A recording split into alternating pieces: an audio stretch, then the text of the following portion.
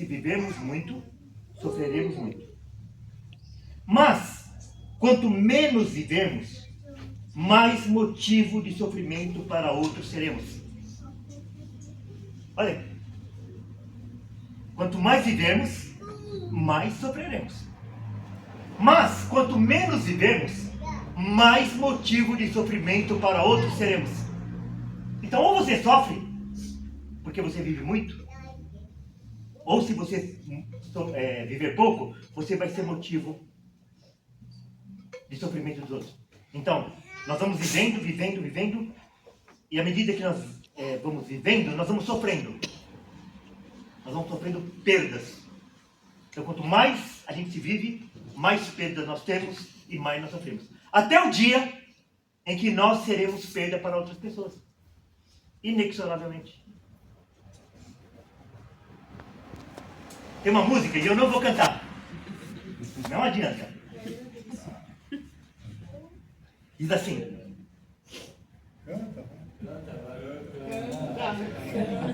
Eu vou declamar. Eu não sabia que doía tanto. Uma mesa num canto, uma casa e um jardim. Se eu soubesse o quanto dói a vida, essa dor tão doída não doía assim. Agora resta uma mesa na sala e hoje ninguém mais fala do seu bandolim. Naquela mesa está faltando ele e a saudade dele está doendo em mim. Quem se identifica com essa música, além de mim? Quase todo mundo. Sabe por quê? Porque a dor da perda é a maior dor que o ser humano tem.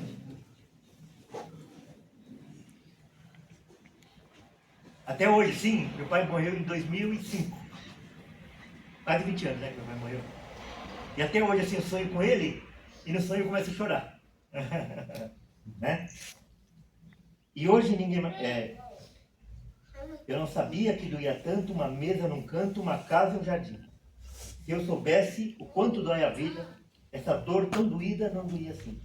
Agora resta uma mesa na sala, e hoje ninguém mais fala do seu bandolim. Naquela mesa, está faltando ele, e a saudade dele está doendo em mim. Então a dor da perda, a dor da morte, é a dor mais doída e mais sentida. Você pode ver que a dor física, a hora que ela passa, você já esqueceu dela. Não é verdade isso? Você está com uma dor de dente horrível, etc. Daí você vai no dentista, para a dor. Dali uma hora você esqueceu que você passou aquela noite inteira com dor de dente doente. Agora, e a dor da perda? Não passa nunca. Vamos lá o texto. No 13 diz assim: não queremos, porém, irmãos, que sejais ignorantes com respeito aos que dormem. Então eles estavam ignorando. Eles não sabiam. E Paulo está falando que ele não quer que aqueles crentes lá de Tessalônica sejam ignorantes com respeito aos que dormem. O que ele está usando aqui? Uma figura de linguagem. Ele está falando que aqueles que morreram, eles estão dormindo. É essa figura que ele está... Então, é como se ele falasse assim: não queremos, porém, irmãos, que sejais ignorantes com respeito aos que morreram. Os tessalonicenses desconheciam a doutrina da ressurreição. Então, embora fosse uma igreja cristã, eles desconheciam a doutrina da ressurreição. Por ignorância, quer dizer, eles desconheciam, eles poderiam ter sido enganados. Eu já falei aqui do liberalismo, né? Ah, não, não é uma ressurreição física, é apenas no coração. E pela incredulidade. Porque às vezes a gente fala de uma pessoa e o que a pessoa fala? Eu não acredito nisso. Para mim, acabou, morreu. Quantas pessoas não pensam isso? Que acabou, morreu? Vivem isso.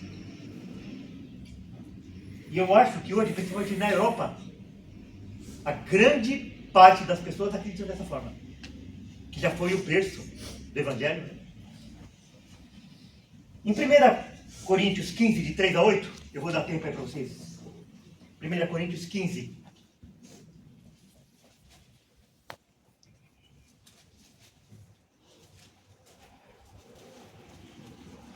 1 Coríntios 15, de 3 a 8.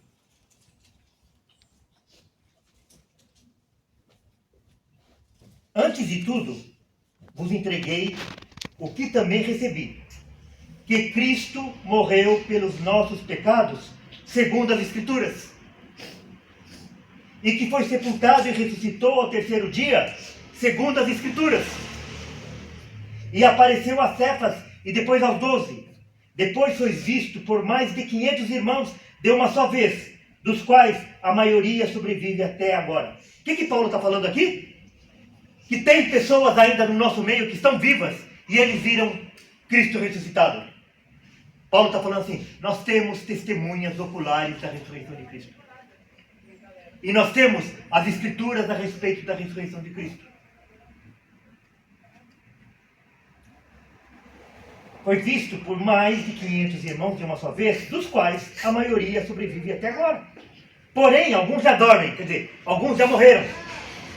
Depois, foi visto por Tiago, mais tarde por todos os apóstolos, e afinal, depois de todos, foi visto também por mim, como por um nascido fora de tempo. Quer dizer, Paulo, ele foi o último a ver a Cristo ressuscitado. Cristo apareceu para Paulo de uma maneira extraordinária, fora de tempo. Por isso que ele fala que ele é um abortivo. Ok? Então, Paulo foi o último dos apóstolos a ver a Cristo ressuscitado. Ora, 15, 12 a 16. Ora, se é corrente pregar-se que Cristo ressuscitou dentre os mortos, como, pois, afirmam alguns dentre vós que não há ressurreição dos mortos? Que igreja que nós estamos falando agora? Qual a igreja? Corinto. Corinto. Quer dizer, estava acontecendo na igreja de Tessalônica e estava acontecendo na igreja de Corinto também. Ora, se é corrente pregar-se que Cristo ressuscitou dentre os mortos, como, pois, afirmam alguns dentre vós, no meio da igreja? Não é fora da igreja. Irmãos, o maior combate contra o falso ensino é dentro da igreja, não é fora. Fora da igreja é de se esperar, mas o problema é dentro da igreja. E se não há ressurreição de mortos, então Cristo não ressuscitou. E se Cristo ressuscitou, é vã a nossa pregação e vã a nossa fé. Quer dizer, se Cristo não ressuscitou, nós estamos pregando à toa. E nós temos fé à toa. E somos tidos por falsas testemunhas de Deus, porque temos asseverado contra Deus que ele ressuscitou a Cristo, ao qual ele não ressuscitou. Se é certo que os mortos não ressuscitam. Então ele está falando aqui, se Cristo não ressuscitou, nós somos falsas testemunhas de Cristo. Porque nós estamos falando que Deus ressuscitou a Cristo. E se Deus não ressuscitou a Cristo, nós somos falsas testemunhas, nós somos mentirosos. Por quê? Se os mortos não ressuscitam, também Cristo não ressuscitou. Então os que dormem é uma outra forma de se referir àqueles que morreram em Cristo. Por quê? Porque aqueles que morreram em Cristo, eles estão com seus corpos dormindo. Irmãos, deixa eu falar uma coisa para vocês. As pessoas às vezes chegam para nós e perguntam assim, tem algum problema a pessoa, ao invés de ela ser sepultada, ela ser cremada? Não tem problema nenhum. Não tem problema nenhum. As pessoas dizem, mas e quando for a ressurreição, como é que vai acontecer se a pessoa for cremada? A mesma coisa que acontece quando a pessoa não é cremada. Quer ver? Deixa eu falar para você. A pessoa ela é sepultada. O corpo dela vai se decompor. Ela vai ser comida por germes. Esses germes vão ser comidos por outros animais. Então, de qualquer forma, qualquer maneira que seja a morte da pessoa e a forma como ela vai ser enterrada, o corpo dela vai se espalhar. afogada, ela vai ser comida por milhões de peixes. Agora, nós estamos falando de um Deus que faz todas as coisas pelo poder da sua palavra. Então, independente se a pessoa for cremada, ou ela morreu no mar e foi comida por peixinhos, ou ela foi enterrada e é comida por vermes, não faz a menor diferença para Deus. A única coisa é que nós ressuscitaremos.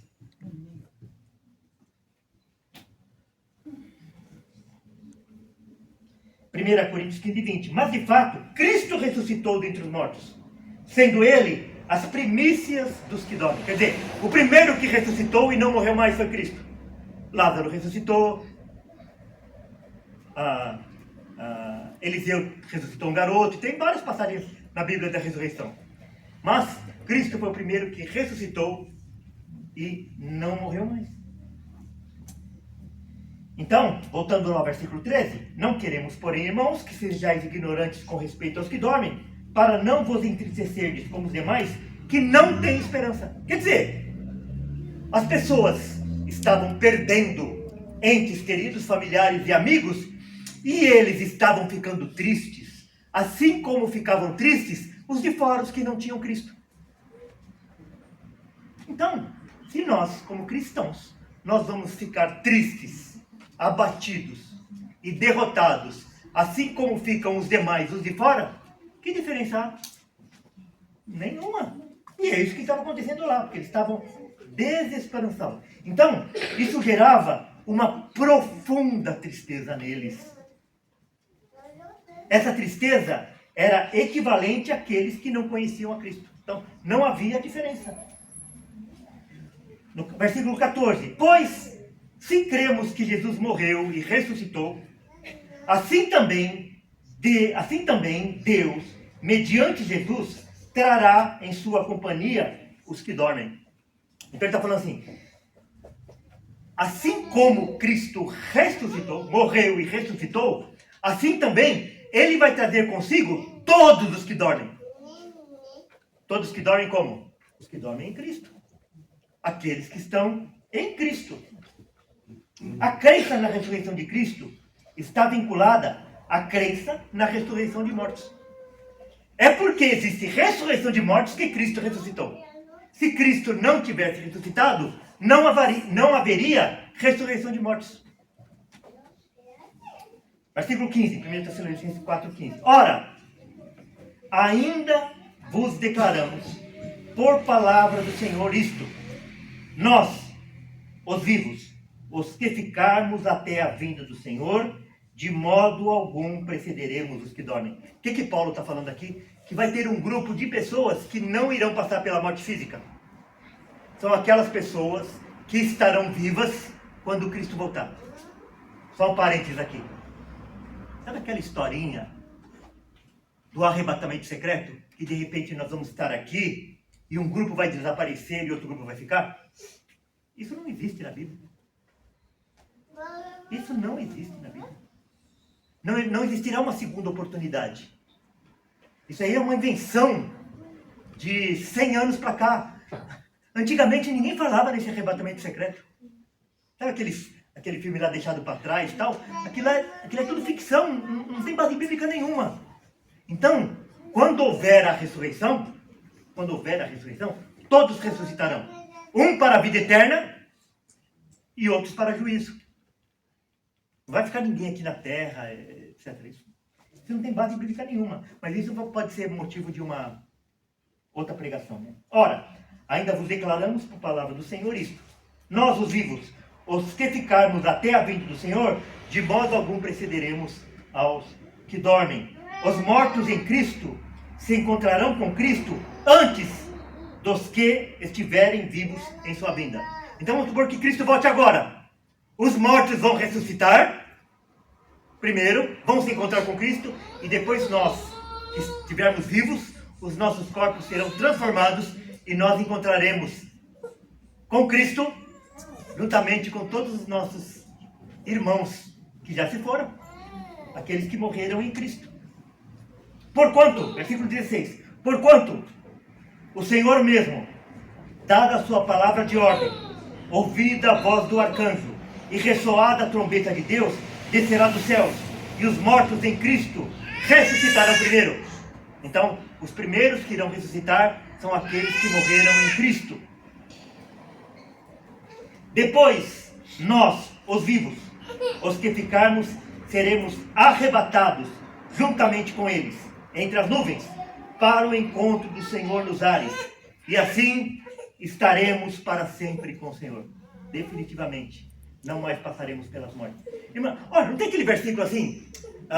Assim como o relâmpago que sai do Oriente e se mostra no Ocidente, assim há de ser a vinda do Filho do Homem? Ou então todo olho verá? Como que vai ter um arrebatamento secreto se todo olho verá? Se será como um relâmpago que sai do Oriente e se mostra no Ocidente? Então, para vocês verem que aquele negócio do arrebatamento secreto não existe. É bonito, pode ser poético, pode ser hollywoodiano, mas não é bíblico. E daí ele termina assim. Daí ele termina assim.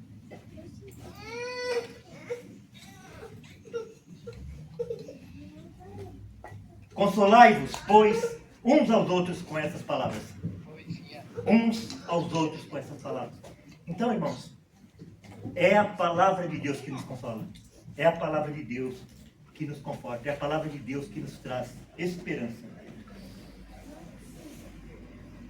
Mas o que acontecerá com o corpo daqueles que estiverem vivos? Então, aqueles que estiverem vivos, como nós, eles terão seus corpos glorificados. 1 Coríntios 15, 51. Eis que vos digo em mistério, nem todos dormiremos. O que é dormir? Morrer. Mas transformados seremos todos. Irmãos, todas as vezes que nós vemos essa palavra, todos na Bíblia, a gente precisa fazer a pergunta assim, todos quem? Então, aqui por exemplo assim, eis que vos digo um mistério, nem todos dormiremos, mas transformados seremos todos. Todos quem? Os irmãos, aqueles que morreram em Cristo, aqueles que dormiram em Cristo. Os que estiverem vivos terão então seus corpos transformados. Quais são as aplicações desse texto? Qual que é o ensino que a gente deve levar para a nossa vida, para a nossa casa? Primeiro, devemos conhecer e rememorar constantemente a doutrina da ressurreição.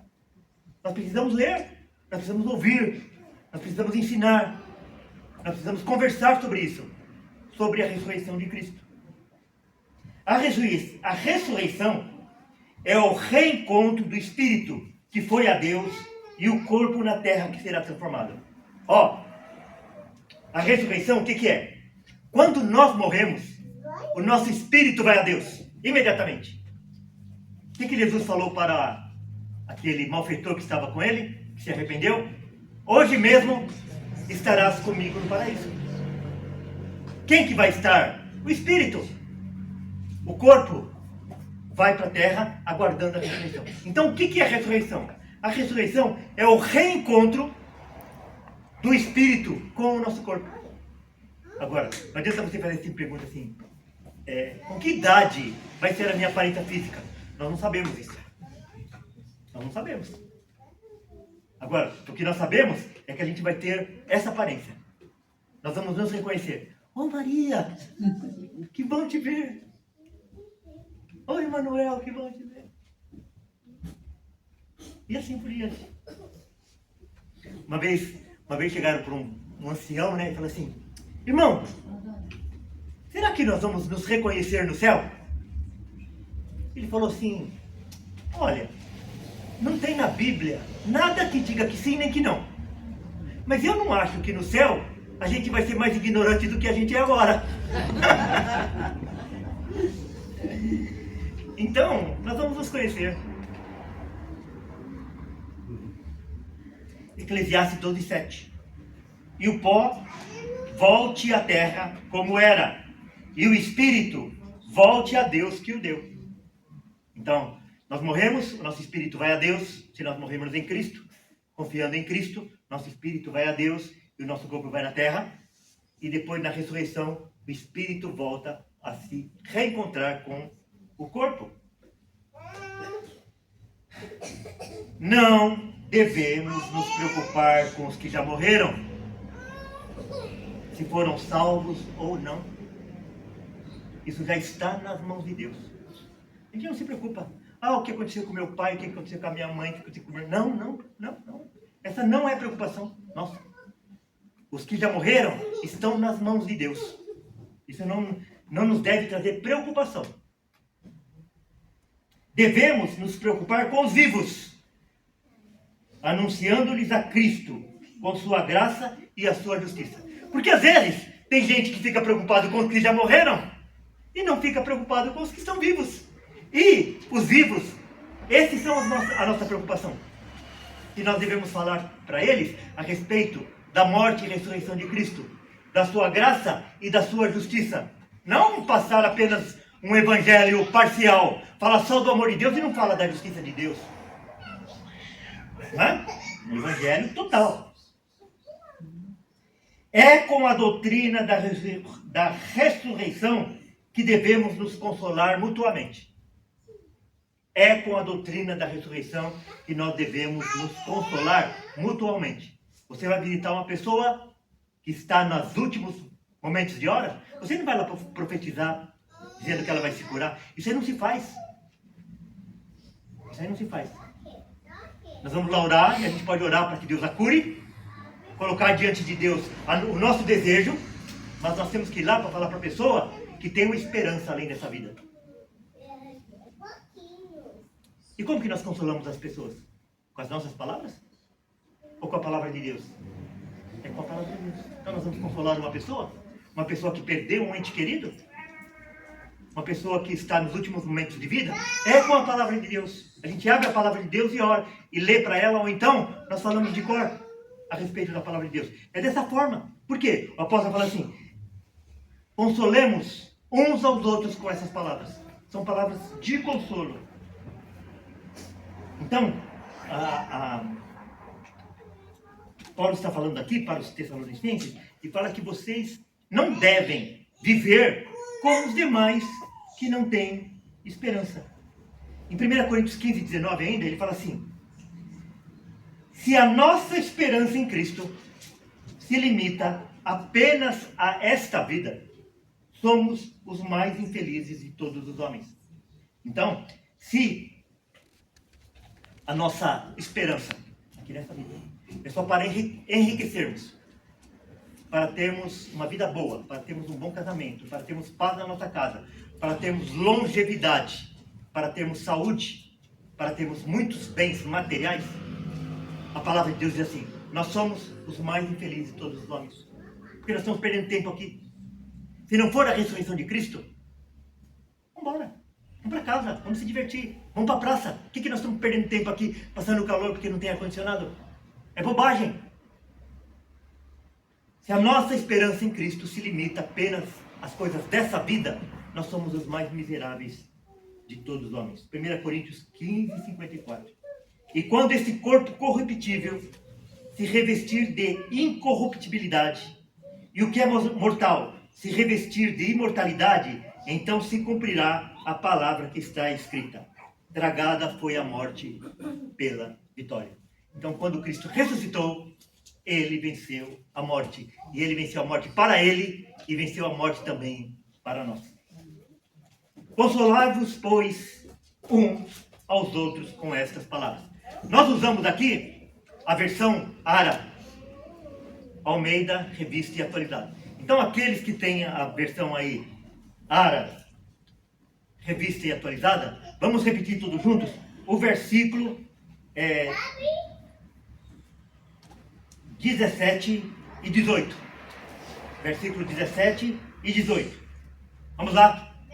Depois nós, os vivos, os que ficarmos, seremos arrebatados juntamente com eles, entre nuvens, para o encontro do Senhor nos ares. E assim estaremos para sempre com o Senhor. Consolai-vos, pois, uns aos outros com estas palavras. Agora todo mundo, mesmo quem não tem a versão Ara aí, ó, o versículo 18. Consolai-vos, pois, uns aos outros com estas palavras. De novo. Consolai-vos, pois, uns aos outros com estas palavras. Amém, irmãos? Amém. Que nós possamos estar com o Evangelho preparados para a morte. Porque é a única coisa certa nessa vida. É a morte. E a palavra de Deus, o Evangelho, nos ensina a estarmos preparados para a morte.